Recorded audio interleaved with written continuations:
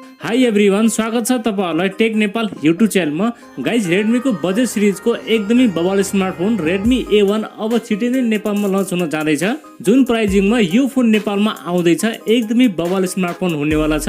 Interesting part के छ भने हामीलाई चाहिँ यो स्मार्टफोनमा यस प्राइस पोइन्टमा लेटेस्ट एन्ड्रोइड 12 मिल्छ र साथै यो स्मार्टफोनको डिजाइन पनि एकदमै राम्रो रहेको छ।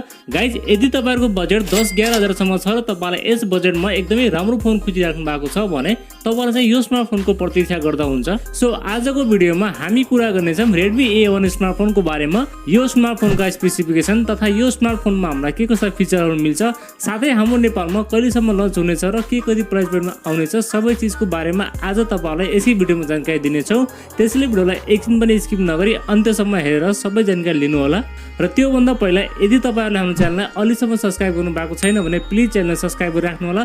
भिडियो मन परेमा एउटा लाइक पनि गरिदिनु होला। अब तपाईहरुको टाइम वेस्ट नगरी लागौं आजको भिडियोतिर। गाइज, सबैभन्दा पहिला त हामी यो स्मार्टफोनको बिल्ड क्वालिटी अनि डिजाइनदेखि कुरा गर्नेछौँ। बिल्ड क्वालिटीको बारेमा कुरा पर्दा यसमा हामीलाई प्लास्टिक बिल्ड मिल्छ, फ्रेम पनि प्लास्टिकको रहेको छ र अगाडिपट्टि भने यसमा हामीलाई ग्लास प्रोटेक्सन मिल्छ। र डिजाइनको बारेमा कुरा पर्दा पछाडिपट्टि टप लेफ्ट साइडमा डुअल क्यामेराको सेटअप, साथमा एउटा एलइडी फ्ल्यास र तलपट्टि भने यसमा हामीलाई रेडमीको ब्रान्डिङ मिल्छ। अनि अगाडिपट्टि भने यसमा हामीलाई वाटर ड्रप नचको चाहिँ डिस्प्ले मिल्छ र साथै ब्याकमा भने यसमा हामीलाई टेक्सचर डिजाइन पनि मिल्छ।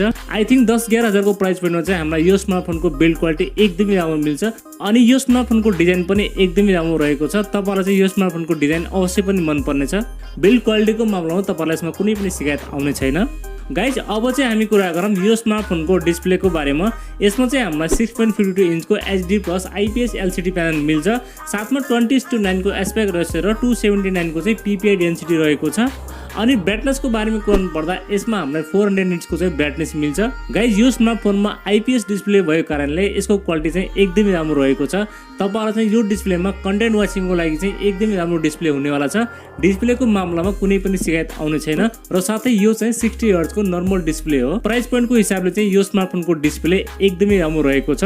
परफर्मेन्सको बारेमा कुरा पर्दा यसमा चाहिँ हामीलाई मिडियाटेकको Helio A52 चिपसेट मिल्छ, जुन चाहिँ 12 नैनोमिटर बनेको चिपसेट हो। साथमा LPDDR4S को र्याम टाइप र eMMC 5.1 को चाहिँ स्टोरेज टाइप रहेको छ, जसमा हामीलाई रिड एन्ड राइट पनि डिसेन्ट मिल्छ। अनि गेमिङ ग्राफिक्सको बारेमा कुरा पर्दा यसमा चाहिँ हामीलाई पावर VR को GE8320 को चाहिँ GPU रहेको छ र यो चाहिँ सिंगल कोर GPU हो र जसमा हामीलाई गेमिङ ग्राफिक्स पनि ठिकठाकै मिल्छ। गाइज, ओभरअलमा यो चिपसेटको बारेमा भन्नुपर्दा यसमा चाहिँ तपाईहरुले हल्का फुल्का गेमिङहरु खेल्न सक्नुहुनेछ। हेभी गेमिङको लागि चाहिँ यो चिपसेट हैन र डे टु डे परफर्मेन्स चाहिँ यसमा हामीलाई एकदमै राम्रो मिल्छ। तपाईहरुले चाहिँ यो चिपसेटमा फेसबुक, टिकटक, युट्युब जस्ता एपहरु सजिलै युज गर्न सक्नुहुनेछ। त्यो मामलामा चाहिँ तपाईहरुलाई कुनै पनि इस्यु हुने छैन। सफ्टवेयरको बारेमा कुरा पर्दा यसमा हामीलाई लेटेस्ट एन्ड्रोइड 12 मिल्छ आउट अफ द बक्स, जो कि एकदमै राम्रो कुरा हो यस प्राइस पोइन्टमा। र साथै यो चाहिँ रन गर्नेछ स्टक एन्ड्रोइडमा रन गर्नेछ, जसमा हामीलाई बर्डर एकदमै कम मिल्छ र सफ्टवेयर एक्सपिरियन्स पनि यसमा तपाईलाई एकदमै राम्रो मिल्छ। अनि क्यामेराको बारेमा कुरा पर्दा यसमा हामीलाई 8 मेगापिक्सलको प्राइमेरी सेन्सर र अर्को चाहिँ हामीलाई डेप्थ सेन्सर मिल्छ र सेल्फी क्यामेरामा भने यसमा हामीलाई 5 मेगापिक्सलको सेल्फी क्यामेरा मिल्छ। अनि भिडियो रेकर्डिङ भने तपाईहरुले पछाडिको क्यामेराले 1080 को 30 fps सम्म सुट गर्न सक्नुहुनेछ र सेल्फी क्यामेराले तपाईहरुले 720p को 30 fps सम्म सुट गर्न सक्नुहुनेछ। र प्राइजिङलाई हेर्ने हो भने यो स्मार्टफोनको क्यामेरा चाहिँ ठिकठाकै रहेको छ। यस क्यामेराबाट तपाईहरुले भिडियो कलिङ तथा पिक्चर्सहरु चाहिँ तपाईले राम्ररी लिन सक्नुहुनेछ। ब्याट्रीको बारेमा कुरा पर्दा यसमा चाहिँ हामीलाई 5000 mAh को ब्याट्री मिल्छ, जसले चार्ज गर्नको लागि 10 वाटको चार्जर तपाईले बक्स पाउनुहुनेछ। र साथै ब्याट्री ब्याकअपको बारेमा कुरा पर्दा यसले चाहिँ तपाईलाई 2 दिनको ब्याट्री ब्याकअप मजाले दिनेछ। प्राइभेसी एन्ड सेन्सरहरुको बारेमा कुरा पर्दा यसमा चाहिँ हामीलाई फेस अनलक मिल्छ, 3.5mm ज्याक पनि दिएको छ, चार्जिङको लागि माइक्रो USB पोर्ट र साथमा एउटा सिंगल स्पिकर पनि रहेको छ। त्यसैगरी हल्का फुल्का बेसिक सेन्सरहरु पनि यसमा तपाईले पाउनुहुनेछ। गाइज, अब चाहिँ हामी कुरा गरौँ यो स्मार्टफोनको प्राइजिङको बारेमा। यसको एउटा मात्र भेरिएन्ट हाम्रो नेपालमा लन्च हुनेछ। 2+32GB लाई हाम्रो नेपालमा 10 देखि 11 हजारको बीचमा लन्च हुनेछ। अब चाहिँ यो स्मार्टफोन हाम्रो नेपालमा कहिलेसम्म लन्च हुन्छ भन्नु पर्दा सायद यो हप्ता हाम्रो नेपालमा 1 हप्ता भित्रसम्म लन्च हुनेछ। लौ त साथीहरु, यति नै थियो स्मार्टफोनको बारेमा। तपाईलाई चाहिँ यो स्मार्टफोनको स्पेसिफिकेसन कस्तो लाग्यो र आफ्नो के सल्लाह सुझाव भएमा चाहिँ कमेन्ट गर्नु होला। र यदि तपाईहरुले चाहिँ मलाई कन्ट्याक्ट गर्नु छ भने चाहिँ मलाई इन्स्टाग्राममा चाहिँ मेसेज गर्नु होला।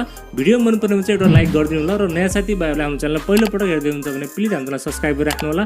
अर्को भिडियोमा भेट्ने बाचा गर्दै आजलाई बिदा लिन्छु। हवस्, धन्यवाद। जय नेपाल।